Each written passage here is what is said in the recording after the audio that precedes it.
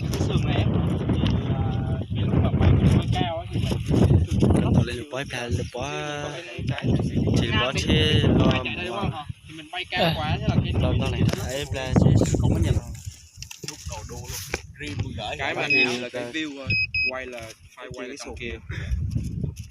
tôi sẽ tàu chế này à Về đi nha. Ok này, Về đi nha. bói hai lượt bói thì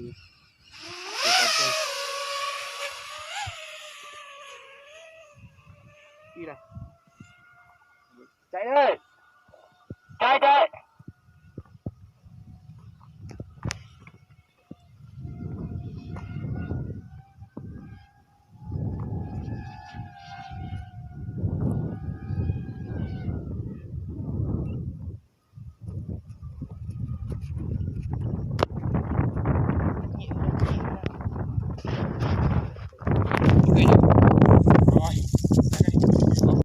Lại. Chạy gần thôi, không cần xa quá đâu.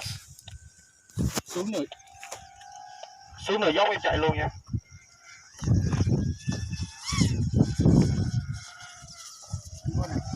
Rồi quay đầu chạy luôn Hòa ơi. Chạy. Đúng rồi.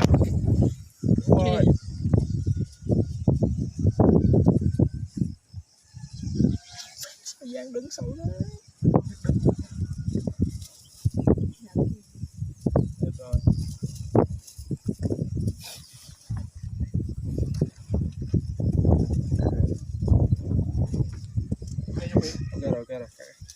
Ok rồi em ơi. Em để lại với Ngọc em chạy xuống em quay cảnh khác, cái cảnh mà em mới bước vào á. Chạy xuống dưới ngã ba sâu dưới này luôn nha. Bây giờ nha là hò nó kiểu cái này nó tới ngã ba đó là nó sẽ có một cái dáng nó đứng như vậy. Thì anh còn con số rồi nước hò nè, mà dừng ra một phát để cho thấy cái kiểu hò nó vừa đặt chân tới đây. Cái nào tí nữa là Mậu sẽ đứng đó, Ron đứng trước mặt rồi bay vụt ngược. Bay lùi á? Bay lùi. Bay lùi này không lùi đâu.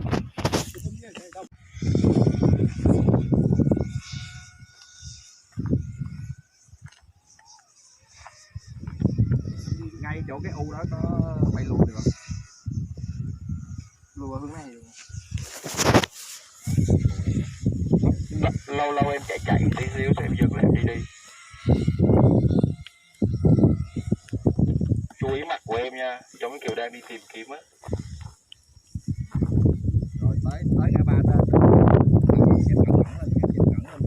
Chuẩn bị stop ngay đó đi, đứng nhìn xung quanh tìm kiếm đi.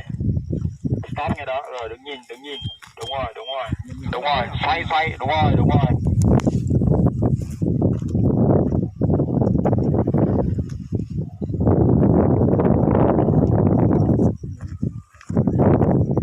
Rồi, để ý đợi anh chút xíu.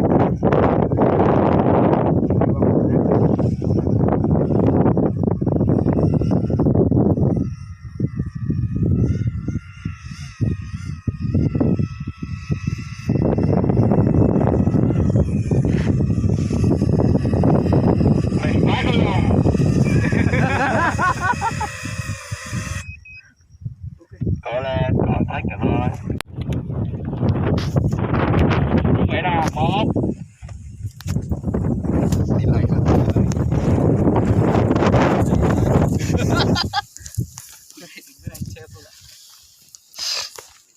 Rồi, chuẩn bị quay nè, 1, 2, 3, quay. Nó cứ pôi thôi. Cứ đứng yên nha, cứ đứng yên bầu vậy thôi nha, đứng yên thôi. Ngó nghiêng nhìn thôi. Nói đó, mặt cứ phải ngó nghiêng nha. Mặt em cứ phải ngó nghiêng.